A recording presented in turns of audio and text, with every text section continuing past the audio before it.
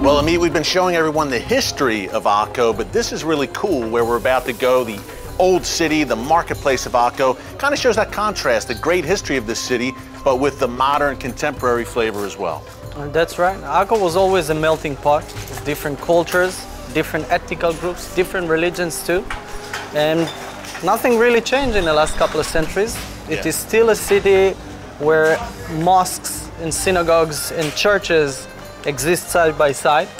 And the place where everybody meets is naturally the place where the commercial activity is, which is the beautiful market. This market still preserves lots of the original spirit of Akko. Yeah. And it is not loaded with tourist traps, but with real shops. And the people of Akko till this very day, Jews, Muslims and Christians alike, and tourists of course, comes and enjoy beautiful restaurants, great food. This is more of a relaxed place, and there is much less of tension and conflict here, unlike other places in the Middle East. You don't feel the heavy tension. Also, Amit, too, Christians, Jews, Muslims, kind of living side by side here in many cases. Talk about that a little bit more. There is a lot of rich diversity in this city.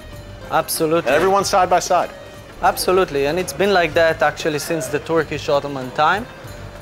Even during the 1948 war, there were no heavy combats here, and much of the original Arab population was allowed to stay. Wow. And it's their sons, daughters, and grandkids that you see around you today. Yeah.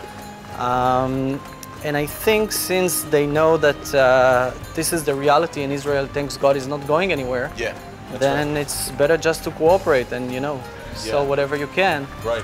And enjoy, and the markets are indeed blooming most of the week here. Yeah, and they know the Jewish people are here to stay, not going anywhere back in their ancestral homeland. Pretty amazing, and they're trying to bring more tourism here to Akko, right?